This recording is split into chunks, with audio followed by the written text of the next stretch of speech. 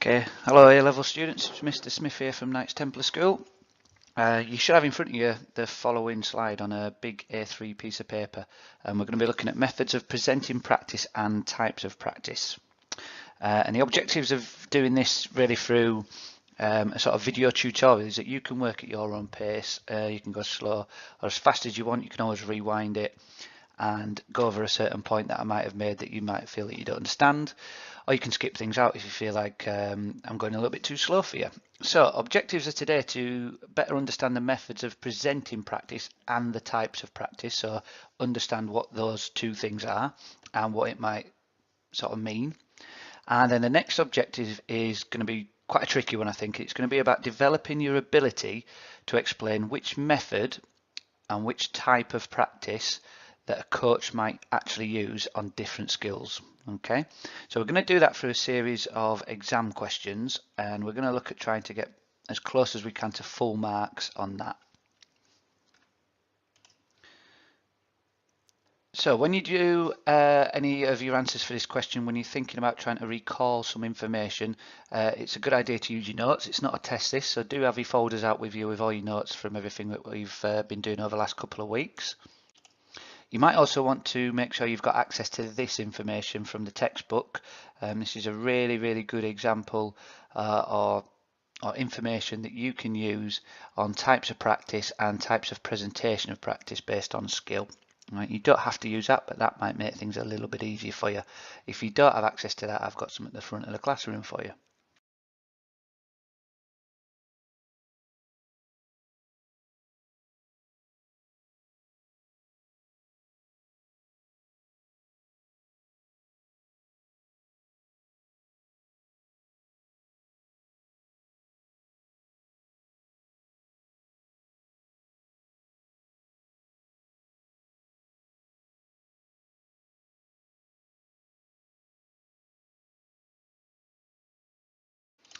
So the first question we're going to look at is obviously question 1. And I want us to get into a bit of a routine when it comes to answering exam questions. So there's a few things that I'd like you to do first of all. Okay, first thing I'd like you to do is I'd like you to read the question really carefully, possibly read it more than once, at least twice I'd say. You're then going to highlight any topic or content words. You're then going to highlight any command words in the question. Then any qualifying words, and qualifying words are words that you're going to be linking your answer to. And finally the amount of marks available.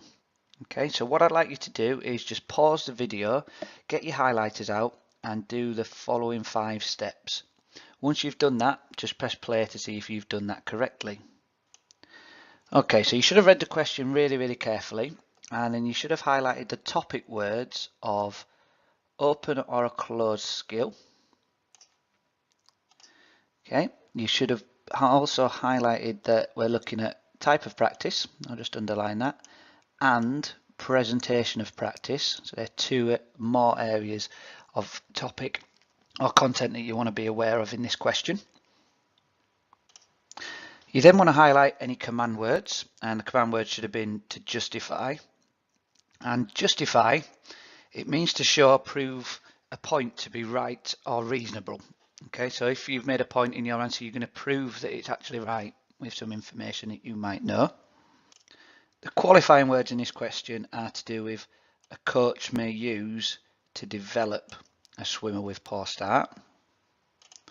And finally, the amount of marks available in this question is 5. Okay, so if you've not highlighted any of that stuff correctly, can you just change that now on your learning map, please? Okay, so that's the routine I'd like you to get into in doing those 5 steps whenever you read an exam question in A-level PE. Once you've done that, I also want you to think about what assessment objectives are going to be questioned. All right, assessment objective 1, 2, and or 3. Okay, so just to remember, assessment objective 1 is all to do with recall of facts, information that you might know that you can just recall. Assessment objective 2 is to do with application, and assessment objective 3 is to do with evaluative or analysis. So in this particular question, we need to think about what assessment objectives are available, all right, and where we're going to get the marks from for this question. So the first assessment objective is going to come from assessment objective 2, application. Okay, so you might have really good knowledge of what an open or a closed skill is, but you've got to classify the skill of a swimming start as being either open or closed. If you can classify that correctly, right, you apply your knowledge, that will get you assessment objective 2 and hopefully 1 mark. The next step that you're going to do is going to be assessment objective 3, a bit of an analysis or evaluation.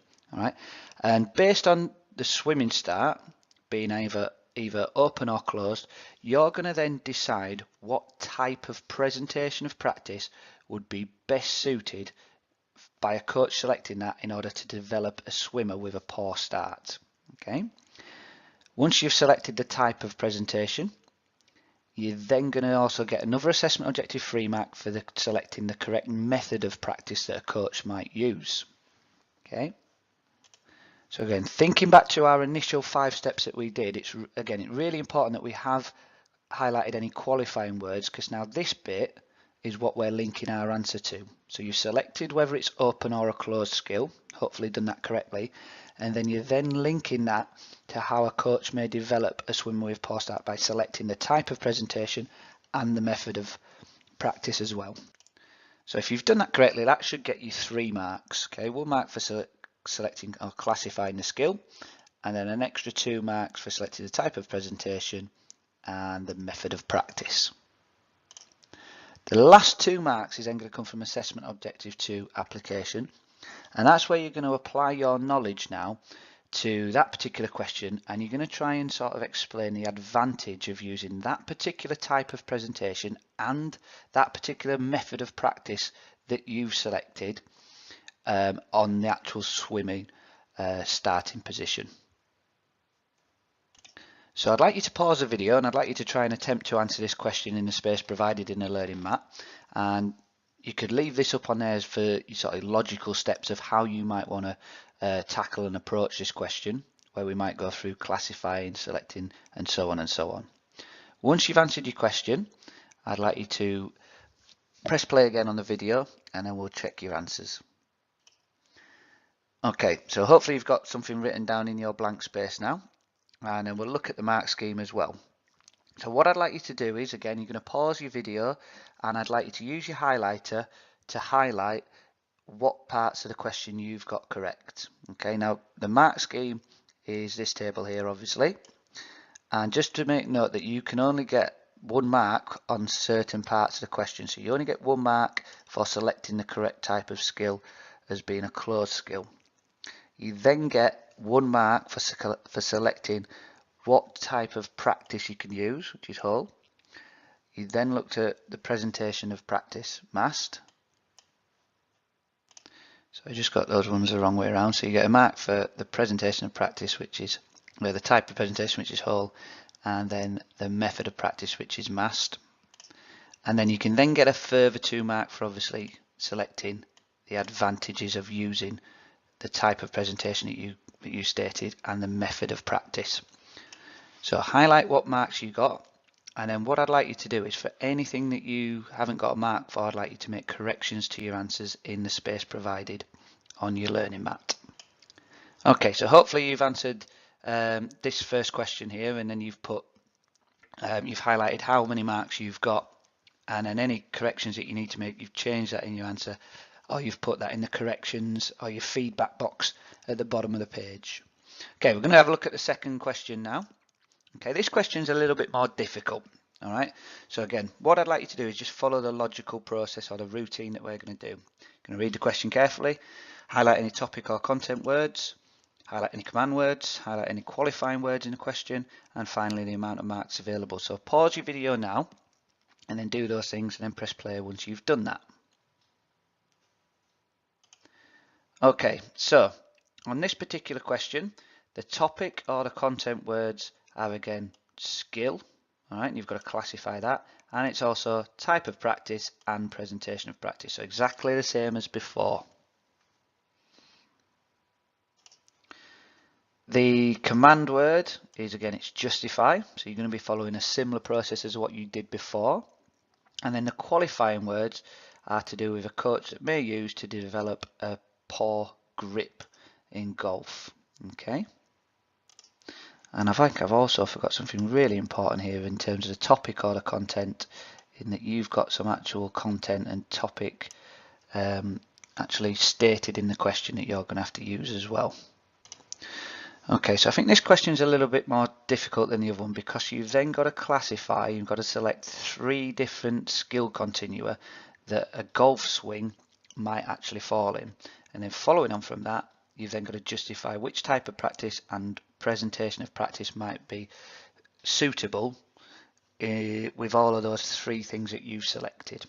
So again, looking at the assessment objectives in this particular question, your first thing you're going to do is you're going to classify the skill, but you're not just going to do that just at once like you did in the other question, whether it was open or closed. You've got to select whether it is self-paced or it's an externally paced skill. You've got to select whether it's a simple or a complex skill, and then you've got to select whether it's a gross or a fine skill. Next thing you're going to do is, based on your knowledge, so you're going to analyse all those sort of different skills that you've selected on the continua, and you're then going to select which type of presentation of practice would be most suitable for that. You're also then going to do the same thing with method of practice based on what you've selected. And then once you've done that, again, you're going to sort of talk about the advantages of using that type of presentation and that method of practice. Okay, so I'd like to pause your video now, have a go at answering that question, and then when you finish doing that, just press play. Okay, so hopefully you've got an answer written down there. And we're just going to look at the mark scheme for that question. So again, the mark scheme follows a very similar sort of theme to the first question. Get 1 mark for this section on classifying the skill as being self-paced, complex, and a gross skill. You get another mark for selecting the correct type of presentation. Now, because there are more skill continua, potentially you could use different types of practice. You could use whole practice and you could use whole part whole. For the method of practice, again, you could use 2 different ones. You could talk about either distributed or you could talk about mental. All right, and then for your final marks, you've got to just make sure that specifically, if you mentioned that whole part practice would be, a good method of practice to use, you need to talk about these advantages. If you talked about whole part whole, just these ones here. Okay. If you spoke about, let's say, for example, you said, right, whole part practice, whole part whole would be the best method to use, this one here, but then you listed and you spoke about these type of things, you wouldn't get an extra mark, because that is to do with whole practice, not whole part whole. And that's the same for on the next part of the mark scheme to do with this. You've got to talk about advantages for distributed or mental. Okay, so highlight how many marks you've got and where you think you've been awarded. And as always, for the questions or the marks that you didn't get or any mistakes that you make, I'd like you to correct them now, please. Okay, this video has been going on for about sort of 12-13 minutes of me talking, and it'll probably have taken you a lot longer than to pause it and digest the information, write your answers, mark your answers. So I'm thinking that might have taken a full hour of the lesson.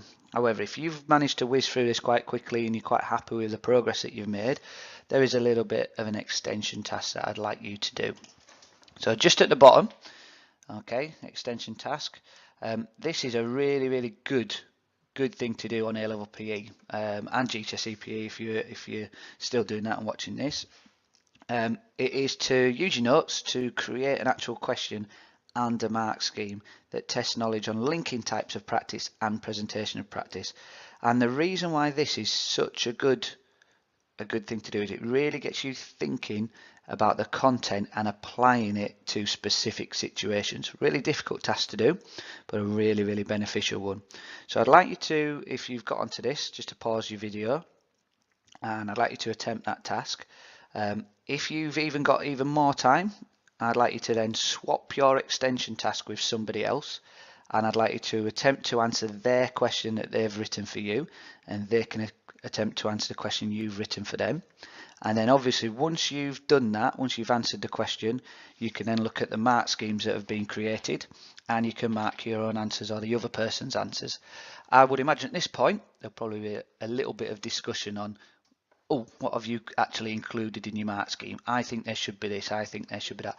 And I think that's a really good thing to do, because there's obviously going to be some disagreeing and there's going to be some agreement as well, but you've then got to try and argue the case that, oh, I've written this in my answer, I do think that should be on the mark scheme.